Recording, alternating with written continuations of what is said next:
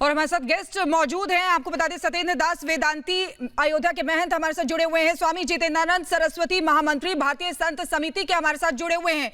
चांदनी शाह वकील हमारे साथ जुड़ी है। प्रीति पांडे सामाजिक कार्यकर्ता हमारे साथ जुड़ी हुई है। महंत राजू दास हनुमानगढ़ी से हमारे साथ जुड़े हुए हैं और सुभाष झा जो वकील हैं वो भी हमारे साथ जुड़े हुए हैं। हम सत्येंद्र दास वेदांती जी आपके पास आना चाहेंगे। वेदांती जी, ये कैसी तानाशाही है? ये कैसी तानाशाही है कि एक पत्रकार से उसके सोर्सेस पूछे जा रहे हैं कि कहां से खबर लेकर आता है?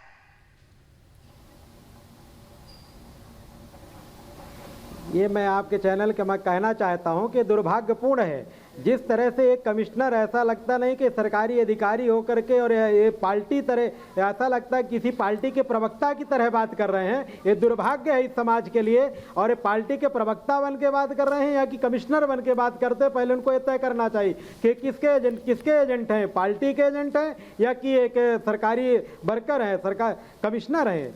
पुलिस कमिश्नर होकर के इस तरह की बात कर रहे हैं तो उनको तो किसी पार्टी को ज्वाइन कर लेना चाहिए।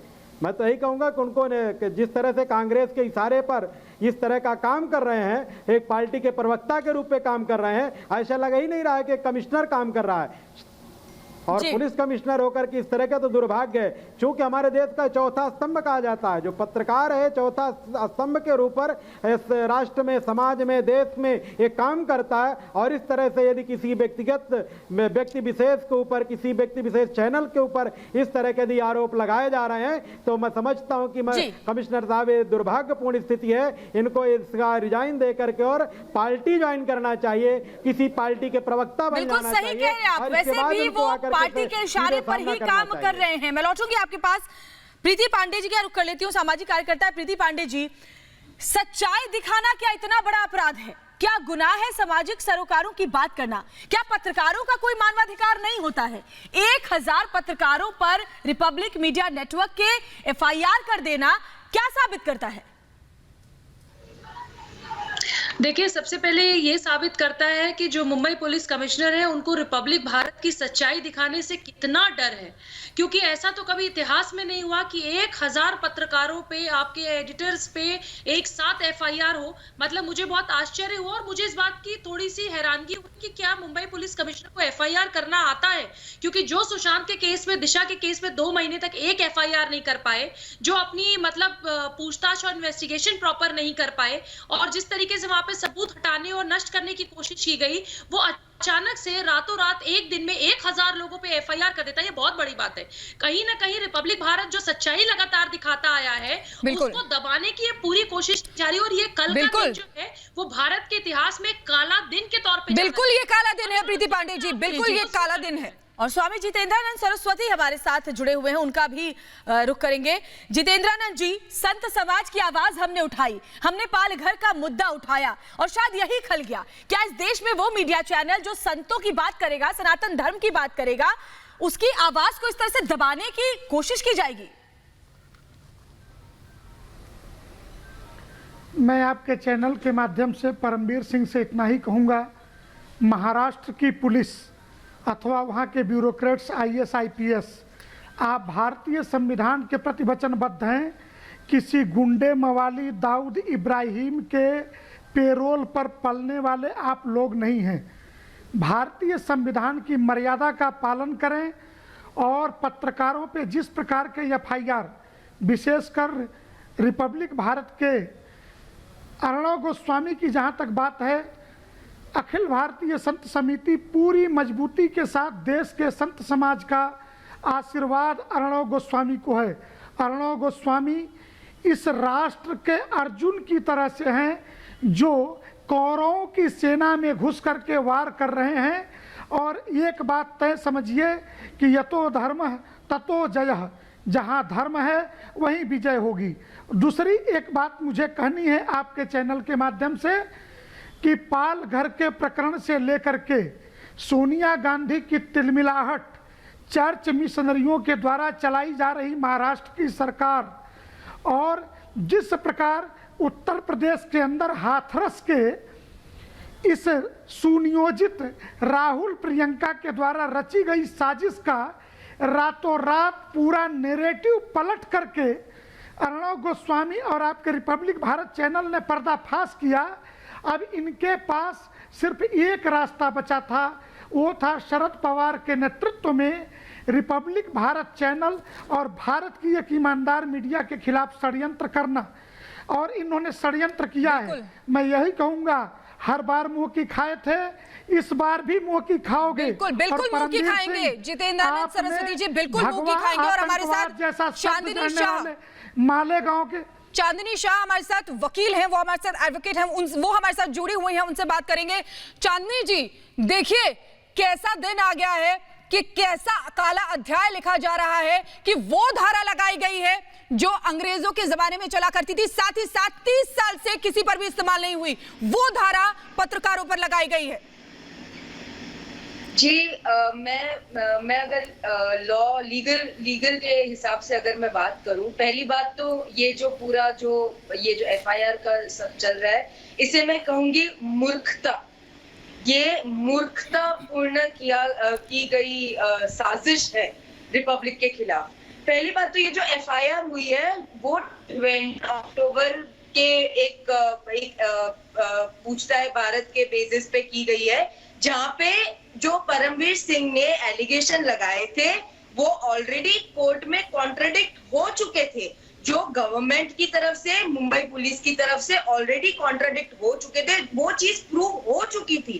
तो क्या पत्रकारों का सवाल उठाना, ये क्या हम पुलिस से पूछ के सवाल उठाएंगे पत्रकार? क्या फ्रीडम ऑफ स्पीच और एक्सप्रेशन एक सिलेक्टिव सेक्शन के लिए रह गया है? और आपने जो बोला कि जो सेक्शन लगाया गया है, जो 100 साल पुराना जो सेक्शन लगाया गया है, वो है section 3 subsection 1 of police incitement to disaffection act 1922, यानी कि पुलिस की लापरवाही से हुआ हंगामा।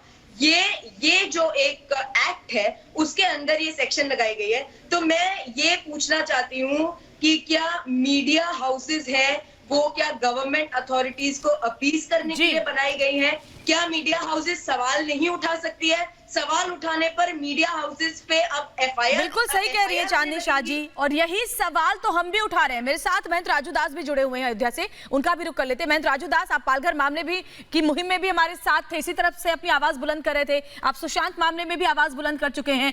तो सवाल ये कि जो चैनल देश की आवाज बनता है, आज जब उसे इस तरह से टारगेट किया जा रहा है, तो क्या पूरे देश को एक साथ आकर के आवाज नहीं उठानी चाहिए इसके खिलाफ? चाहे वो संत समाज हो, चाहे वो लुटियंस के जर्नलिस्ट हो जिन्होंने जुबान पर ताला लटका रखा है। संत समाज पूरे देश के आपके साथ है, क्योंकि शुरुआत में ही आप हमारा साथ दिए थे।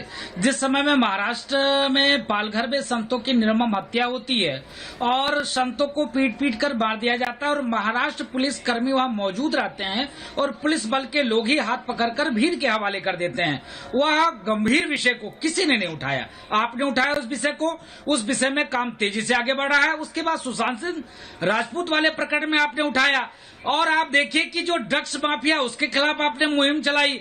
आप देखिए अंडरवर्ल्ड के जितने लोग जुड़े हुए हैं वो उनके विषय में आपने विषय उठाया। तो यह अर्णव गोस्वामी के ऊपर हमला नहीं है, यह 1000 पत्रकार के ऊपर हमला नहीं है, पूरे देश के हिंदुओं के ऊपर हमला है। और क्योंकि उनका दिमाग खराब हो गया है, शिवसेना प्रमुख के दिमाग इतनी खराब हो गई है, सोनिया एंटोनो माइनो के चरण में वो गिर गए हैं और ये साजिश चल रही है। इसके नाते साजिश चल रही है क्योंकि जब आप खाली रहोगे तो इनकी बात को देखोगे और सारे प्रूफ निकालोगे, एविडेंस निकालोगे, ये सारे के सारे फंसे हैं।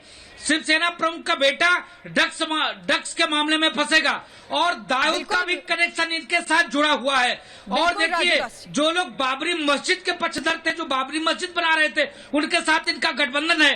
इसके नाते पूरे देश में आपके खिलाफ ये साजिश नहीं चल रही है। बिल्कुल बिल्कुल राजदास जी, आप ठीक कह रहे हैं। शिवसेना अपनी विचारधारा से पहले ही कॉम्प्रोमाइज कर चुकी है, पहले ही कॉम्प्रोमाइज कर चुकी है जब उसने महाविकास आघाड़ी बनाई। हमारे साथ सुभाष झा वकील भी हमारे साथ जुड़े हुए, उनके पास चलेंगे।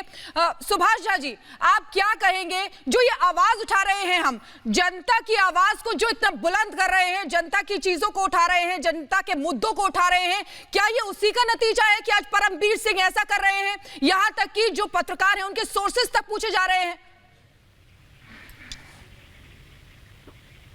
देखिए, मेरा ऐसा मानना है कि आप अपने पत्रकारिता का जो धर्म निभा रहे हैं उससे आपको विचलित नहीं होना है। आप अपने पथ पर जो चल चुके हैं वो बिल्कुल सही रास्ता है और उसी रास्ते पे चलते रहिए। पूरे देश की जनता आपके साथ में है और कम से कम जो राष्ट्रवाद को या राष्ट्र को प्रथम मानते हैं वो आपके साथ में है।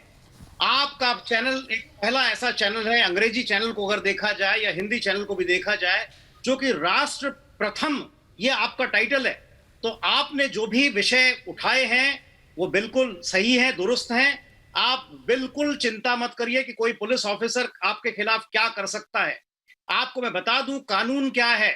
जब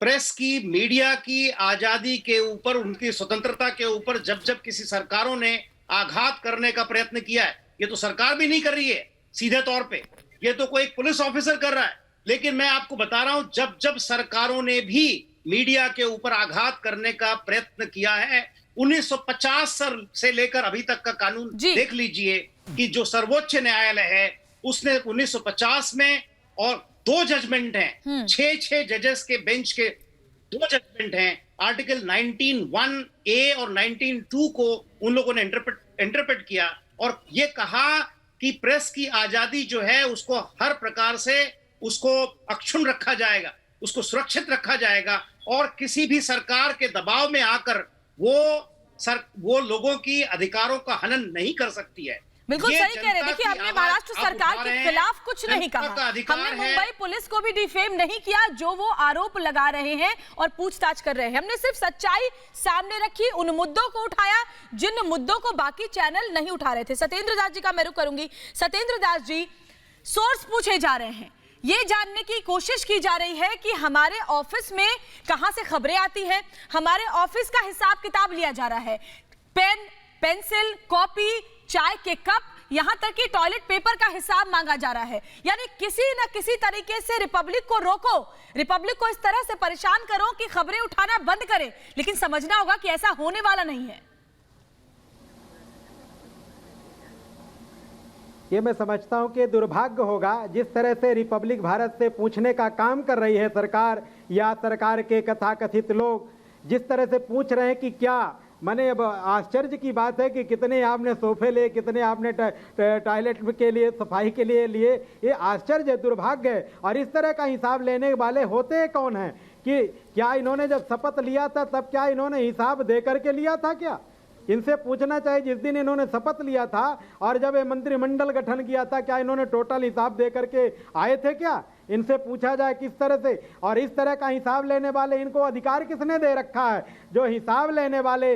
आश्चर्य है। और सबसे बड़ी दुर्भाग्यपूर्ण की स्थिति है कि जब पालघर में जब संतों की कठोर घोर अत्याचार पुलिस के द्वारा, पुलिस खुद पब्लिक को सौंप रही है और इसके बाद सब सामने दिखाई दे रहा है। और जब रिपब्लिक भारत ने अर्णव गोस्वामी ने उसको दिखाया और दिखाने के बाद आज क्या उसी का परिणाम इसको झेलना पड़ रहा है? क्या जब संतों के साथ, सनातन के, संतों के साथ नहीं, मैं तो कहता हूं सनातन धर्म के साथ, हिंदू विचारधारा के साथ ये खिलवाड़ होने का काम कर रही ये कांग्रेस की कथाकथित सरकार और उद्धव ठाकरे मिलकर के जो इन्होंने काम किया। जिस तरह से भी हमारे महंत राघुजी दास जी ने जो कहा, ये सत्य है कि उनके बेटे जो फंसने वाले उसको बचाने के लिए आज ये गुमराह करके और इस तरह से गुमराह तो बिल्कुल किया जा रहा है, जनता को गुमराह किया जा रहा है। जो हमारे देश का 14 आप सभी मेहमान हमारे साथ बने रहिए, लगातार तमाम मेहमान हमारे साथ जुड़े हुए हैं। लेकिन देखिए किस तरीके से ये जो तमाम चीजें हो रही हैं, ये अकेले उनका काम नहीं है, किसी की साठगांठ और किसी और